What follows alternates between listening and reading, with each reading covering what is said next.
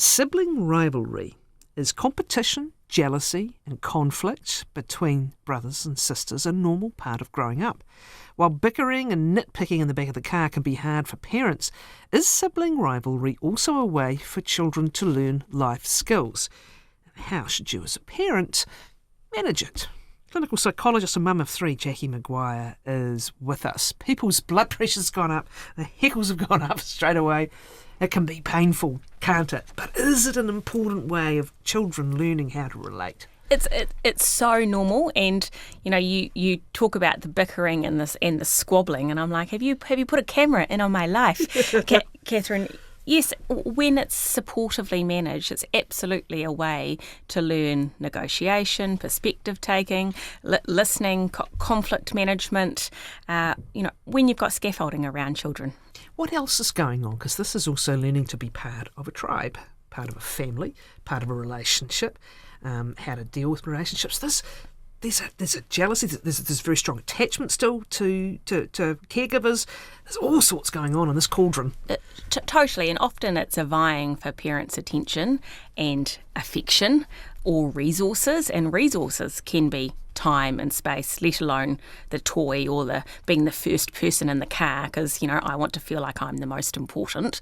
So absolutely, you can look at human beings. There's even research that says look at baby birds and they'll push their sibling out, for more food in the nest. So you look at living species, and there's an inner competitiveness for survival, and part of that survival is show me I'm important and give me the love and care and attention. So there's that connection, and then there's also the relationship between the children themselves.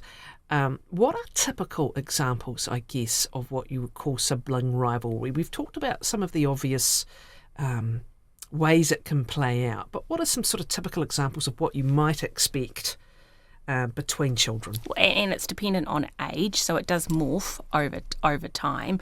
But when it's a typical love-hate relationship, Kathryn, in terms of we can be playing one moment and we'll be squabbling the next. So, you think about wanting time with mum and dad, or, let's just go into my household. So I've got 2, 4 and 6. That's the ages we've got, which I would say is the young child section.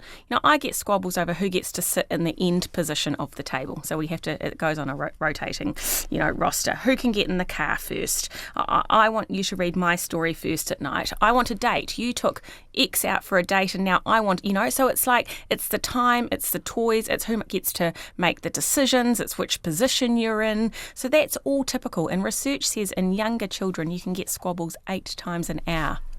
So, it's exhausting. 8 times an hour, it's annoying and it's exhausting, but it's really normal.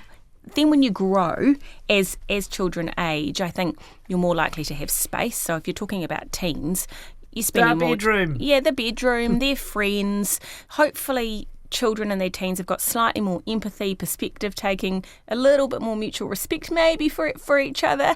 Kathryn's screwing her face up at me.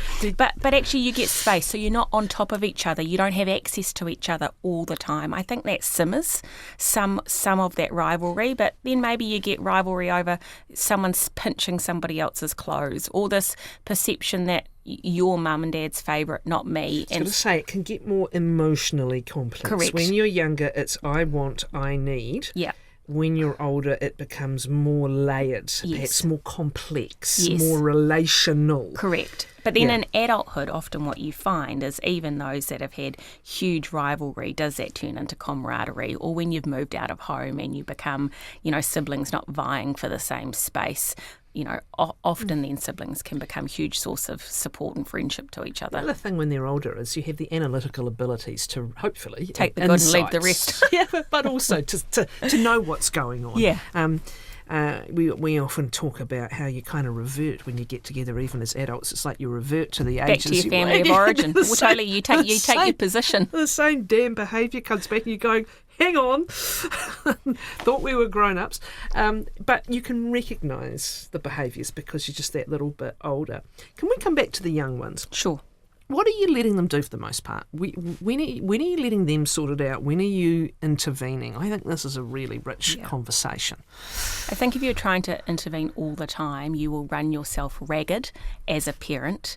And I'm going to put the theory lens on and the real lens on, Kathryn. And the real lens is when you are tired and you are overwhelmed, like overstimulated. I talk to lots of parents who are just feeling completely overstimulated by the level of noise and chaos that surrounds them.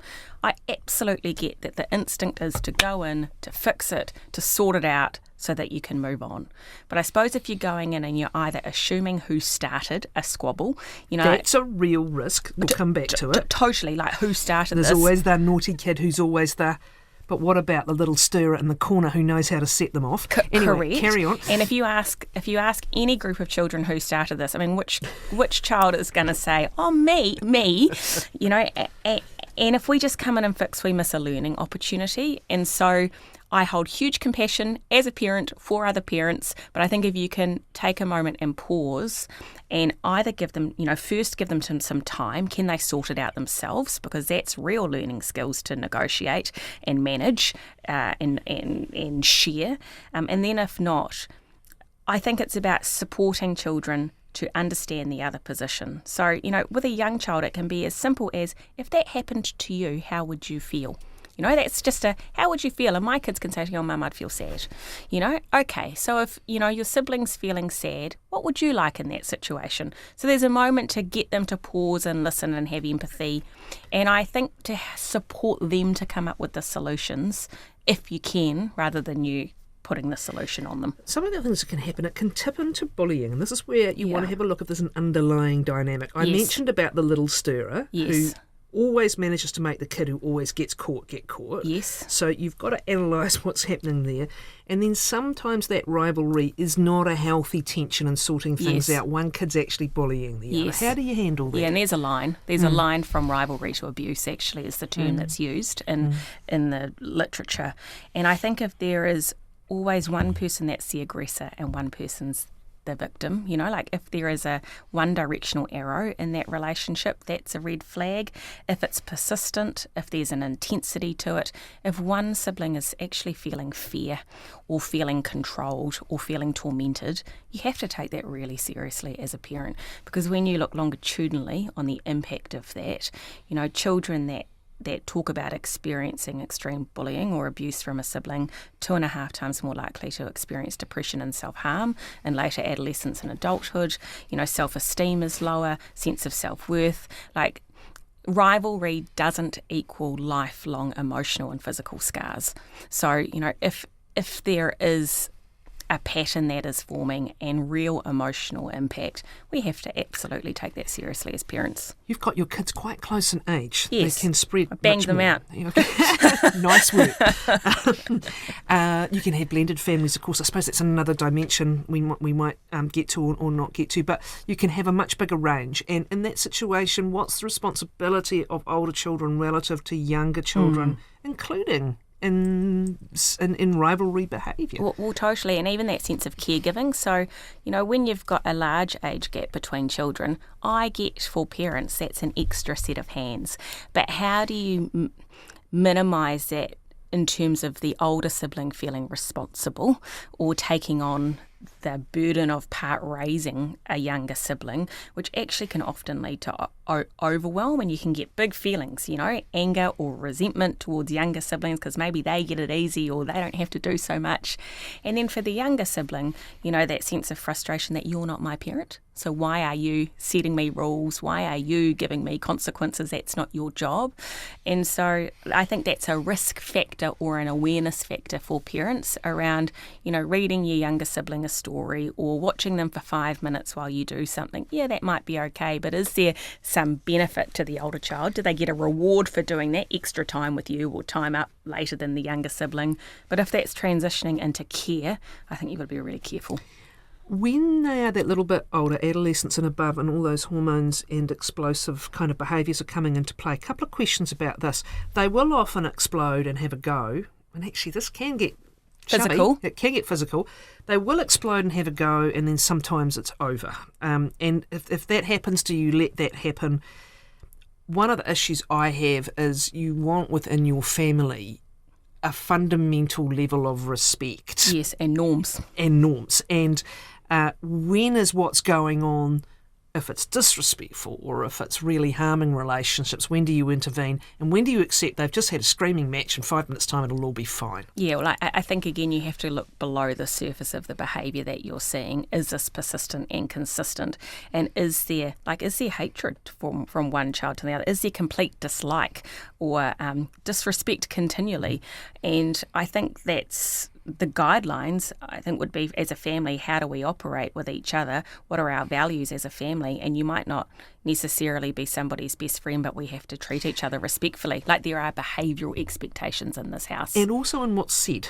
Things can get said, and again, it can be a blow-up, but is that where you also want a standard in terms of things that are disrespectful or things that are potentially harmful? Yeah, I think that's helpful. And that is where you may get involved and say, we don't talk. Yes. We get frustrated with each other, yes. but we don't talk like But we this. don't name call like that. Yeah. Or absolutely, and I think you do that set up when everybody is calm, and you do it from a how do we want to be, what are our standards. It's like going into a business, Kathryn, and doing team culture. It's team culture at home, isn't it? Which you can have standards and norms about how we are and with each other. How can you get help if you really feel this relationship at whatever age is not, the normal part of growing up? You feel like you're not winning with the way things are going, and that someone is going to, be hurt by it. Yeah, and I think it's actually important that you do that. So I suppose the difference between, say, being bullied by friends is that you can go home and have safe space. If you're feeling tormented, picked on by a sibling, they've got access to you all the time. And as a parent, that's like, the rivalry is annoying. Bullying or abuse between siblings is deeply distressing for parents. And so I actually do think it's really important you get support and coaching through that. And it may be how you literally keep one child safe. It might be about strategies around dividing and conquering. So those siblings need space and time from each other. One of the major strategies about decreasing inter-sibling conflict is ensuring that each child feels like they've got access to parents and they get time to be seen and special. They get that, I call it date time in my house. And again, as a parent, I know that's hard, because where do you find time to have frequent one-on-one with each child? But it is really important, even if it is at bedtime, you have a routine that, you get 10 minutes with each child reading stories. That divide and conquer can be helpful.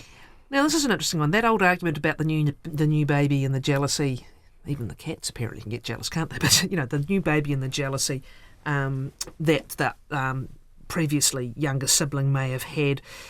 How relevant or otherwise are our assumptions about family order and about some kind of place in the family being determinative of what you might expect, whether it's personality or behaviour or even jealousy? The research says take it very much as a grain of truth, and they are loose generalisations. So when you look at large longitudinal studies around personality factors, and the big five, which you might have talked about on the show before, OCEAN is the acronym, openness, conscientiousness, extroversion, agreeableness, neuroticism. So they are the big five personalities. When you look at studies, for example, with 700,000 people in them, huge studies, birth order has no relevance to large personality factors, none. You might find some loose generalisations like middle children seem to be a bit more cooperative, or they're a bit more humble. They've had to learn to negotiate and share. They're stuck between a rock and a hard place. The only thing that has a slight truth to it is the eldest child, and I'm the eldest child, so I'll proudly sit up as I say this. Maturation? Slightly higher IQ. By one point, and, which means really, Kathryn, none. and also, hey, it's your point and you're hanging on to it. The argument that sometimes the oldest child, particularly a female, matures a little young. We've got that huge maturation age range from about 18 to early 30s. If you're responsibleness, more likely to go on to be leaders. There's loose generalisations around that, but no real data. So Kathryn, don't be hanging your head on that one. No, I think looking at family context is more useful. So if you've got a family under strain, if you've got a family living through poverty, if there's domestic violence in the house, if there's job loss in the house, you're more likely to have inter-sibling conflict than perhaps if home life is calm and settled. Because stress is just playing out. Yeah. If you're being driven mad by that low-level bickering, carrying on in the car, the nitpicking, it's back to the old starting point. If you're not going to intervene, your main intervention's got to be with calming you. Yes. What, with a bit of self-talk, shutting the door, putting in earplugs? What are suggestions? I was at the mall the other day and a mum was walking around with earplugs in her ear while the baby was screaming, and I thought, wow, that's, like, no judgment, but at what point do you tune out versus actually you need to tune in? Yeah. So I do point. think you need to have a level of awareness. So you can't completely put the headphones on and block it out. You could have that as an emotional kind of headphone. Like, exactly. I'm going to sing to myself while keeping an ear on. So in my family, tell me if this is inappropriate, but I'm going to ask for forgiveness later. We talk about having a shit shield on. So like I'm going to have my shield around me. It's there and it's happening, but am I letting it get to me? No. So there's a level of I'm just going to stay calm and I can hear it but not take it on board. But I think you have to have a line in your head about where you step in. So if kids are starting to get hurt, you need to step in, right? So you do have to have some level of awareness. So yes, stay calm. But I also think it's a bit of pre-planning. So there are often times that I would say are niggle points. So like witching hour and how, dinner time, bath time. Long trips summer holidays. Getting up early before everyone's normally up and packing them in a car. So I think if you have awareness at certain times of day are touchy, have you got a plan to deal with that? Do you separate kids for a while to get space? Why don't you go and, do X and you go and do Y and then we'll come back to have dinner? Have activities planned because bored kids fight more. So if you've got some structure around, I don't know, games to play in the car, you all play I Spy together, you're probably less to have that bickering than if they're just sitting in the backseat bored. Well, on that note, a very happy Christmas to you. Thanks for all the time you've spent with us this year. My pleasure. It's a perfect and peaceful and completely trouble-free Christmas It never will holiday. be, and maybe some radical acceptance is helpful for that too. It would be boring as heck if it were. Thanks, Jacqui.